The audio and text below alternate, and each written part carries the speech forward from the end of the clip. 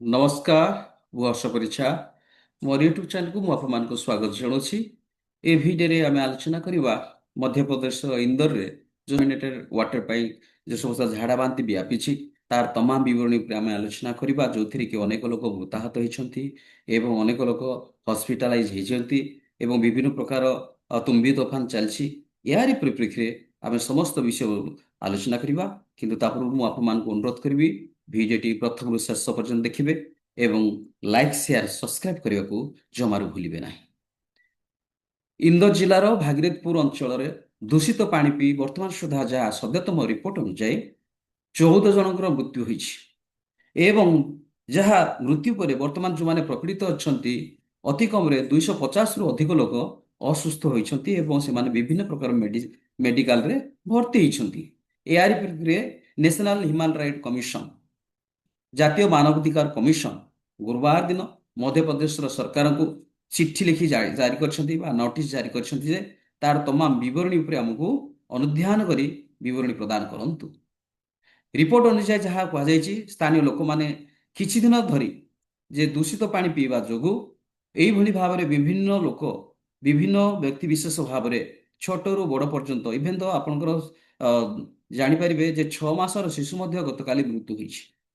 6 ମାସର ଶିଶୁଠାରୁ ଆରମ୍ଭ କରି ଆବାଳ ବୃଦ୍ଧ ବନିତା ବୃଦ୍ଧ ବ୍ୟକ୍ତି ବୋଲନ୍ତୁ ବା ଆପଣଙ୍କର ଯେଉଁମାନେ ବୟସ୍କ ଲୋକ ବୋଲନ୍ତୁ ବା ଯେଉଁମାନେ ଯୁବତୀ ଲୋକ ବୋଲନ୍ତୁ ମୃତ୍ୟୁବରଣ କରିଛନ୍ତି ଏଇ କେବଳ ଦୂଷିତ ପାଣି ପିଇବା ଯୋଗୁଁ, ଯାହା କର୍ତ୍ତୃପକ୍ଷଙ୍କର କୌଣସି ଅ, ଏପର୍ଯ୍ୟନ୍ତ ଦୃଷ୍ଟିଗୋଚର କରାହେଇଥିଲେ ମଧ୍ୟ ଯଦି ସେମାନେ କହିଛନ୍ତି କର୍ତ୍ତୃପକ୍ଷଙ୍କର ଦୃଷ୍ଟିଗୋଚର କରାହେଇଛି ଯେ ପାଣି ପିଇବା ଯୋଗୁଁ ବିଭିନ୍ନ ଲୋକ ଝାଡ଼ା ବାନ୍ତିରେ ପ୍ରପୀଡ଼ିତ ହେଉଛନ୍ତି, ତେଣୁ ୟାର ବିହିତ କାର୍ଯ୍ୟାନୁଷ୍ଠାନ ଗ୍ରହଣ କରାଯାଉ ଏହା ଉପରେ ଇଣ୍ଟିମେସନ ଦିଆଯାଇଛି ବା ସୂଚନା ଦିଆଯାଇଛି। ତଥାପି କର୍ତ୍ତୃପକ୍ଷଙ୍କର କୌଣସି ଏହା ଉପରେ ନଜର ନାହିଁ ବା ଧ୍ୟାନ ନାହିଁ ବା କୌଣସି ପ୍ରକାର କାର୍ଯ୍ୟାନୁଷ୍ଠାନ ଗ୍ରହଣ କରି ନଥିବା ଯୋଗୁଁ ଏଇଭଳି ସମସ୍ୟା ବର୍ତ୍ତମାନ ସୁଦ୍ଧା ଲାଗି ରହିଛି। ତ ଏଇ ଦୂଷିତ ପାଣି ପିଇ ଅତି କମରେ ବର୍ତ୍ତମାନ ସୁଦ୍ଧା ଯାହା ସଦ୍ୟତମ ସୂଚନା ମୁଁ କହୁଥିଲି ଯେ 14 ଜଣଙ୍କର ଅ, ଏଇ 2 ଘଣ୍ଟା ରିପୋର୍ଟ ଅନୁସାରେ 14 ଜଣଙ୍କର ମୃତ୍ୟୁ ହେଇଛି ଏବଂ 250ରୁ ଅଧିକ ଲୋକ ଅସୁସ୍ଥ ଅଛନ୍ତି। ବିଭିନ୍ନ ହସ୍ପିଟାଲରେ ମଧ୍ୟ ସେମାନେ ହସ୍ପିଟାଲାଇଜ ହେଇକି ଚିକିତ୍ସିତ ଅବସ୍ଥାରେ ଅଛନ୍ତି। ଏ କଥାଟି ତଦନ୍ତ ରିପୋର୍ଟରୁ ଦର୍ଶାଇଛନ୍ତି କିଏ ନା ନ୍ୟାସନାଲ ହ୍ୟୁମାନ ରାଇଟ୍ କମିଶନ ତାଙ୍କର ଯେଉଁ ରିପୋର୍ଟ ସେ ଲେଖିଛନ୍ତି ବା ଯେଉଁ ନୋଟିସ ଲେଖିଛନ୍ତି ସେ ନୋଟିସରେ ଏଇ ବିଷୟବସ୍ତୁଟି ସେ ଦର୍ଶିତ କରିଛନ୍ତି। ତ ୟାରି ପରିପ୍ରେକ୍ଷୀରେ କାହିଁକି କୋଉ ଅବସରରେ ଏଇଟା ଘଟିଲା ଏଇ ରୋଗ ବ୍ୟାଧି? କାରଣ ୟା ପୂର୍ବରୁ ଆମେ ଜାଣିଛୁ ଯେ ଇନ୍ଦୋରକୁ ଛଅ ଛଅ ଥର ଜାତୀୟ ମାନ୍ୟତା ଦିଆଯାଇଛି ଇନ୍ଦୋର ସିଟିକୁ, ମଧ୍ୟପ୍ରଦେଶର ଇନ୍ଦୋର ସିଟିକୁ ସମସ୍ତ କ୍ଷେତ୍ରରେ ଆପଣଙ୍କର ପାନୀୟ ଜଳ ବୋଲନ୍ତୁ, ଆପଣଙ୍କର ସିଟି ସାନିଟେସନ ବୋଲନ୍ତୁ, ଆପଣଙ୍କର ହେଲ୍ଥ ବୋଲନ୍ତୁ, ଆପଣଙ୍କର ବିଭିନ୍ନ ସାଂସ୍କୃତିକ କ୍ଷେତ୍ର ସବୁ କ୍ଷେତ୍ର ପାଇଁ ପୁରସ୍କାର ମଧ୍ୟ କରାଯାଇଛି ଏବଂ ଜାତୀୟତା ଭିତ୍ତିରେ ତାଙ୍କୁ ଗଣନା କରାଯାଇଛି। ତ ୟାରି ପରିପ୍ରେକ୍ଷୀରେ କାହିଁକି ଏଇଭଳି ଏକ କଣ୍ଟାମିନେଟେଡ୍ ୱାଟର ଯୋଗୁଁ ଦୂଷିତ ଜଳ ପାନ କରି ବିଭିନ୍ନ ଲୋକ ବର୍ତ୍ତମାନ ମୃତ୍ୟୁବରଣ କରିଛନ୍ତି? ଏଇ 2-3 ସପ୍ତାହ ଭିତରେ ଆପଣଙ୍କର 14 ଜଣ ମୃତ୍ୟୁବରଣ କଲେଣି ଏବଂ ଆପଣଙ୍କର 250ରୁ ଅଧିକ ଲୋକ ଆପଣଙ୍କର ଚିକିତ୍ସାଧୀନ ଅବସ୍ଥାରେ ଅଛନ୍ତି। ତ ୟାରି ପରିପ୍ରେକ୍ଷୀରେ କ'ଣ ହେଇଛି ଘଟଣା, କାହିଁକି ଏଇ ଘଟଣାଟି ଘଟିଲା ବା ଏଇ ଯୋଉ ଝାଡ଼ା ବାନ୍ତି ଲୋକମାନେ କାହିଁକି ପ୍ରପୀଡ଼ିତ ହେଉଛନ୍ତି ଝାଡ଼ା ବାନ୍ତିରେ, ତାର ବିବରଣୀ କହିଛନ୍ତି ସ୍ଥାନୀୟ ମେୟର ପୁଷ୍ୟମିତ୍ର ଭାର୍ଗବଙ୍କ ଅନୁଯାୟୀ ପ୍ରାଥମିକ ତଦନ୍ତରୁ ଯାହା ଜଣାପଡ଼ିଛି ଯେ ଡ୍ରେନେଜରେ ପାଣି ୱାଟର ପାଇପ୍ରେ ଆପଣଙ୍କର ଫସି ଆସୁଛି, ଅର୍ଥାତ ଯେଉଁ ସପ୍ଲାଇ ୱାଟର ପାଇପ୍ ଯେଉଁଟା ଫାଟି ଯାଇଛି ସେ ଫାଟିଯିବା ଅଂଶରେ ଆପଣଙ୍କର ଡ୍ରେନେଜ ପାଣି ସ୍ୱୋରେଜ ପାଣି ପଶିବା ଯୋଗୁଁ ସେ ପାଣି ଯେଉଁମାନେ ପିଇଛନ୍ତି ସେମାନେ ଝାଡ଼ା ବାନ୍ତିରେ ଆକ୍ରାନ୍ତ ହୋଇଛନ୍ତି ଏବଂ ଆଗକୁ ମଧ୍ୟ ଝାଡ଼ା ବାନ୍ତିରେ ଆକ୍ରାନ୍ତ ହେବ ଯେଉଁ ପର୍ଯ୍ୟନ୍ତ ସେଇ ଡ୍ରେନେଜଟି ବା ସେଇ ପାଇପ୍ ଲାଇନଟି ଠିକ୍ କରାଯାଇ ନାହିଁ। ଏ କଥାଟି କୁହାଯାଇଛି, ଯାହାରି ଫଳରେ ବର୍ତ୍ତମାନ ପରିପ୍ରେକ୍ଷୀରେ ଭାଗୀରଥୀପୁର ଅଞ୍ଚଳରେ ଅନେକ ଲୋକ ଏଇ ଡାଇରିଆ ଏବଂ ବାନ୍ତିରେ ଆକ୍ରାନ୍ତ ହୋଇଛନ୍ତି। ଏ କଥା କହିଛନ୍ତି ସ୍ଥାନୀୟ ମେୟର। ତ ୟାରି ପରିପ୍ରେକ୍ଷୀରେ ୟାକୁ ଭିତ୍ତି କରି ନ୍ୟାସନାଲ ହ୍ୟୁମାନ ରାଇଟ୍ସ କମିଶନ ସେ ନିଜେ କହିଛନ୍ତି ଯେ ପୀଡ଼ିତ ମାନଙ୍କର ଏ ସମସ୍ତ ଘଟଣା ଯୋଗୁଁ ଯଦିଓ ସେମାନେ କର୍ତ୍ତୃପକ୍ଷଙ୍କୁ ଜଣେଇଛନ୍ତି କିନ୍ତୁ କର୍ତ୍ତୃପକ୍ଷ ଏହା ପ୍ରତି ଧ୍ୟାନ ଦେଇନାହାନ୍ତି ବା କୌଣସି କାର୍ଯ୍ୟାନୁଷ୍ଠାନ ଗ୍ରହଣ କରିନାହାନ୍ତି, ତେଣୁ ଏହା ମାନବିକ ଅଧିକାରର ଉଲ୍ଲଂଘନର ଗଭୀରତା ପ୍ରସଙ୍ଗ ଉଠୁଛି ବୋଲିକି କମିଶନ କହିଛନ୍ତି। ଏଇଟା ପ୍ରକୃତ ପକ୍ଷେ ହ୍ୟୁମାନ ରାଇଟ୍ସ ଭାୟୋଲେସନ ହେଉଛି, ଏହାର ଗଭୀର ପ୍ରସଙ୍ଗ ଉଠୁଛି, ଏଇ କଥାଟି କମିଶନ କହିଛନ୍ତି। ତେଣୁ ମଧ୍ୟପ୍ରଦେଶ ସରକାରଙ୍କର ମୁଖ୍ୟ ସଚିବଙ୍କୁ ଏକ ନୋଟିସ ଜାରି କରିଛନ୍ତି ଏବଂ ସେଇ ନୋଟିସରେ ସେମାନେ ଲେଖିଛନ୍ତି, ଦର୍ଶିତ କରିଛନ୍ତି 2 ସପ୍ତାହ ମଧ୍ୟରେ ଏକ ବିସ୍ତୃତ ରିପୋର୍ଟ ପ୍ରଦାନ କରିବା ପାଇଁ ସେମାନେ ଲେଖିଛନ୍ତି, ନୋଟିସ ପ୍ରଦାନ କରିଛନ୍ତି ମଧ୍ୟପ୍ରଦେଶର ସରକାରଙ୍କୁ। ଯାହା ବର୍ତ୍ତମାନ ଉଦ୍ବେଗ ପ୍ରକାଶ କରି କହୁଛନ୍ତି ଯେ ଭାଗୀରଥୀପୁର ଅଞ୍ଚଳରେ ଏଇ ଯୋଉ ଦୂଷିତ ପାଣି ପିଇବା ଯୋଗୁଁ ବର୍ତ୍ତମାନ ସୁଦ୍ଧା ଏଇ ଗତ ସପ୍ତାହ ଲାଷ୍ଟ ୱିକ୍ ଭିତରେ ଆପଣଙ୍କର 6 ଜଣ ମହିଳାଙ୍କ ସମେତ ଜଣେ ଶିଶୁ ମୃତ୍ୟୁବରଣ କରିଛନ୍ତି।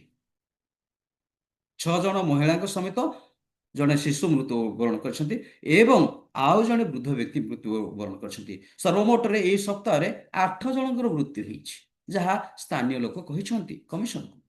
ତ ୟାରି ପରିପ୍ରେକ୍ଷୀରେ ମଧ୍ୟପ୍ରଦେଶର ମୁଖ୍ୟମନ୍ତ୍ରୀ ମୋହନ ଯାଦବ ଏହି ଘଟଣାରେ ଦୁଃଖ ପ୍ରକାଶ କରିଛନ୍ତି ଏବଂ ପ୍ରତ୍ୟେକ ମୃତ ପରିବାରକୁ 2 ଲକ୍ଷ ଟଙ୍କାର ଅନୁକମ୍ପା ରାଶି ଘୋଷଣା କରିଛନ୍ତି।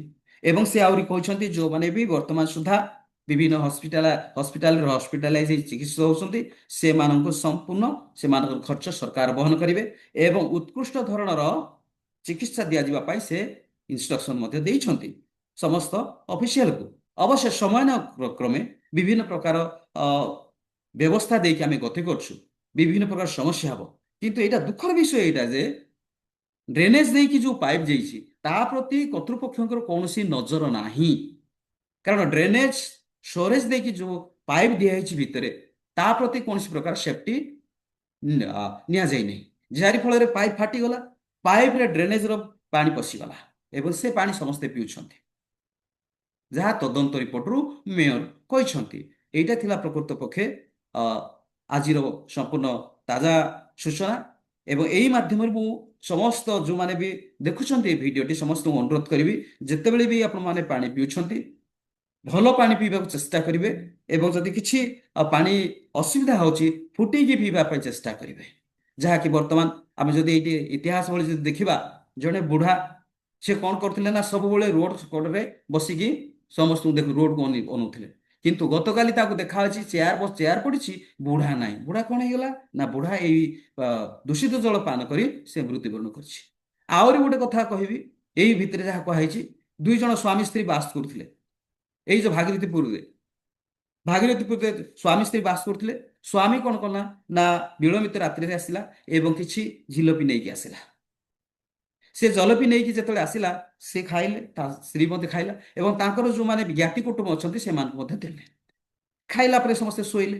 ଶୋଇବା ପରେ ଠିକ୍ 3ଟା ବେଳେ ଏଇ ବ୍ୟକ୍ତିଙ୍କୁ ବାନ୍ତି ହେଲା ଏବଂ ବାନ୍ତି 2-4 ଥର ହେଲା ପରେ ଝାଡ଼ା ମଧ୍ୟ ହେଲା। ସେମାନେ ସେଟାକୁ ନର୍ମାଲ ଭାବିଲେ, କିନ୍ତୁ ଅଧିକ ଯେତେବେଳେ ହେଲା ଏବଂ ଦୁର୍ବଳ ଯେତେବେଳେ ହେଇଗଲା ସ୍ଥାନୀୟ ଡକ୍ଟରଙ୍କୁ ଜଣେଇଲେ। ସ୍ଥାନୀୟ ଡକ୍ଟର ମଧ୍ୟ ତାକୁ ଚିକିତ୍ସା କରିବା ପାଇଁ କହିଲେ, କିନ୍ତୁ ଯେତେବେଳେ ଅତ୍ୟଧିକ ଦୁର୍ବଳ ହେବାରୁ ହସ୍ପିଟାଲାଇଜ କରିବା ପାଇଁ ତାଙ୍କୁ କୁହାହେଲା ଏବଂ ଇମିଡିଏଟଲି ତାଙ୍କୁ ହସ୍ପିଟାଲାଇଜ କରାହେଲା। କିନ୍ତୁ ଦୁଃଖର ବିଷୟ ସେ ଆଜି ନାହାନ୍ତି, ଗତକାଲି ମୃତ୍ୟୁବରଣ କରିଛନ୍ତି। ତ ଏଇଭଳି ଭାବରେ ଗତକାଲି ଆହୁରି ଗୋଟେ ସ୍ପର୍ଶକାତର ହୃଦୟ ବିଦାରକ ଘଟଣା। ଗୋଟିଏ 6 ମାସର ଶିଶୁ ଯାହାକୁ କି ଜନ୍ମଦାତ୍ରୀ ଜନ୍ମ ଦେଇଛନ୍ତି, କିନ୍ତୁ ଏଇ ପାଣି ପିଇବା ଯୋଗୁଁ ସେ ଜନ୍ମଦାତ୍ରୀଙ୍କ ଦେହ ଖରାପ ହେଇଗଲା। ଦେହ ଖରାପ ହେବାରୁ ତାଙ୍କୁ ହସ୍ପିଟାଲାଇଜ କରାହେଉଛି। ହସ୍ପିଟାଲାଇଜ ଯେତେବେଳେ କରାହେଲା ତ ଏଇ ଛୁଆକୁ ଖାଇବା ପାଇଁ ସ୍ତନ୍ୟପାନ କରିବା ପାଇଁ ବାରଣ କରାଗଲା। ତେବେ ତା ସ୍ତନ୍ୟପାନ ତ କରାହେବନି, କ'ଣ ଦିଆହେବ ନା ପାଉଡର କ୍ଷୀର ଫିଡିଂ କରାହେବ। ସେଥିପାଇଁ ଏଇ ଯୋଉ ପାଣି ମିଶେଇକି ଦିଆହେଇଛି, ପାଣି ମିଶେଇ ଦେବା ଫଳରେ ସେ ଛୁଆ ମଧ୍ୟ କଣ୍ଟାମିନେଟେଡ ୱାଟର ବା ଏଇ ଦୂଷିତ ଜଳର ଖାଦ୍ୟ ଖାଇକି ସେ କ'ଣ ହେଇଛି ଗତକାଲି ମୃତ୍ୟୁବରଣ କରିଛନ୍ତି, ଯୋଉଟାକି ସ୍ପର୍ଶକାତର ହୃଦୟ ବିଦାରକ ଘଟଣା। ତ ଏଇଭଳି ଭାବରେ ବର୍ତ୍ତମାନ ପରିପ୍ରେକ୍ଷୀରେ ଇନ୍ଦୋରରେ ଏକ ଚାଞ୍ଚଲ୍ୟ ସୃଷ୍ଟି କରିଛି, ଯୋଉଥିପାଇଁ କି ବିଭିନ୍ନ ମହଲରେ ଏଇଟାକୁ ଉଦ୍ବେଗ ପ୍ରକାଶ କରୁଛନ୍ତି ଏବଂ ସିଟିଜେନ ମାନଙ୍କ ମହଲରେ ବା ନାଗରିକ ମାନଙ୍କ ମହଲରେ ଉଦ୍ବେଗ ପ୍ରକାଶ କରୁଛନ୍ତି। କାରଣ ଏହି ବିଷୟବସ୍ତୁଟି କର୍ତ୍ତୃପକ୍ଷଙ୍କୁ ଜଣାହେଇଛି, ତଥାପି କର୍ତ୍ତୃପକ୍ଷ ବର୍ତ୍ତମାନ ସୁଦ୍ଧା କୌଣସି କାର୍ଯ୍ୟାନୁଷ୍ଠାନ ଗ୍ରହଣ କରିନାହାନ୍ତି, ଯାହାରି ଫଳରେ ନ୍ୟାସନାଲ ହ୍ୟୁମାନ ରାଇଟ୍ସ କମିଶନ ଏଇ କଥା ଯେତେବେଳେ ଜାଣିଲେ ସେ ନିଜ ତରଫରୁ ଗୋଟେ ନୋଟିସ ପଠାଇଛନ୍ତି ଏବଂ 2 ସପ୍ତାହ ଭିତରେ ତାର ତମାମ ବିବରଣୀ କାହିଁକି ଏସବୁ ମୃତ୍ୟୁବରଣ କରିଛନ୍ତି, କାହିଁକି ନେଗ୍ଲେକ୍ଟ କରିଛନ୍ତି, ସରକାର ନେଗ୍ଲେକ୍ଟ କରିବାର ଉଦ୍ଦେଶ୍ୟ କ'ଣ, ତାର ତମାମ ବିବରଣୀ ସେ ମାଗିଛନ୍ତି। ଏଇଟା ଥିଲା ଆଜିର ଭିଡ଼ିଓ ଯାହା ଆପଣମାନେ ସମସ୍ତେ ଦେଖିଛନ୍ତି। ତେଣୁ ଆପଣଙ୍କୁ ଧନ୍ୟବାଦ ଦେଉଛି ଏବଂ ଅନୁରୋଧ କରୁଛି ଲାଇକ୍ ସେୟାର ସବସ୍କ୍ରାଇବ କରିବେ, କାରଣ ସମସ୍ତେ ଜାଣିବା ଦରକାର ଏଇଟା ଏକ awareness video. Thank you so much. ନମସ୍କାର।